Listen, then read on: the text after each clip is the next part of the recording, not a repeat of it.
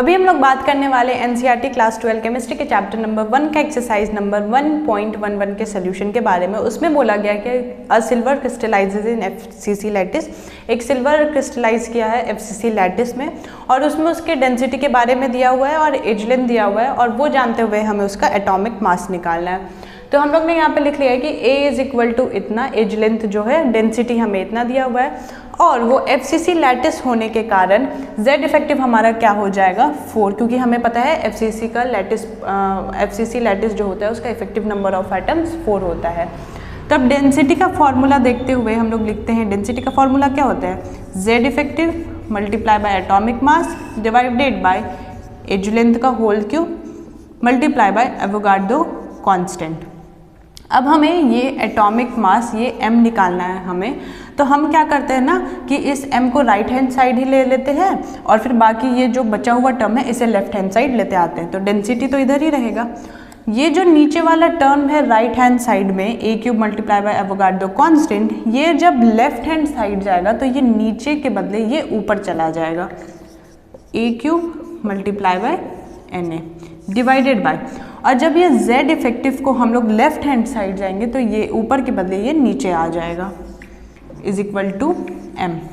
अब सारे का वैल्यू पुट कर देते हैं। डेंसिटी हमें कितना दिया हुआ है 10.5 मल्टीप्लाई बाय A हमारा कितना दिया हुआ है 4.077 multiply by 10 to the power -8, A cube है तो इसलिए ये टोटल का क्यूब हो जाएगा।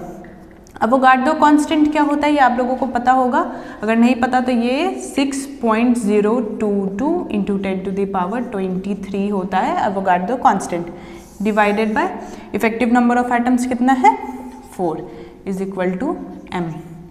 ठीक है, अब सबसे पहले ये होल क्यूब वाले टर्म को सॉल्व कर लेते हैं।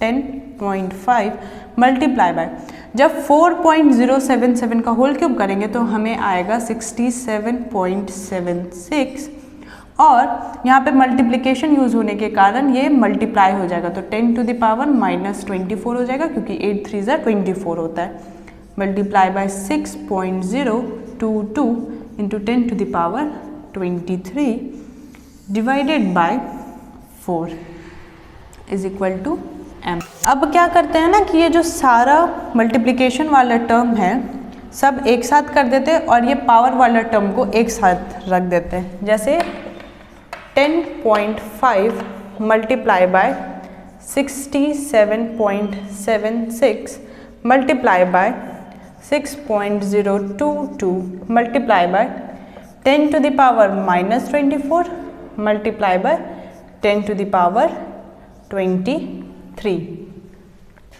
Divided by 4 is equal to m।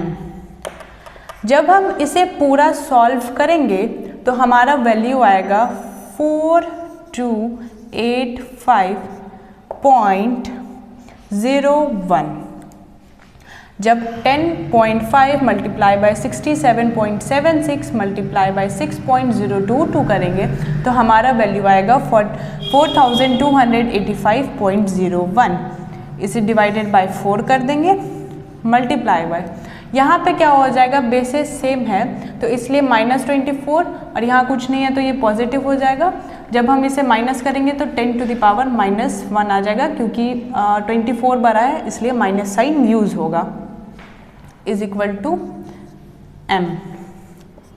जब हम लोग 4285.01 को 4 से डिवाइड करेंगे तो हमारा वैल्यू आता है 1071.25।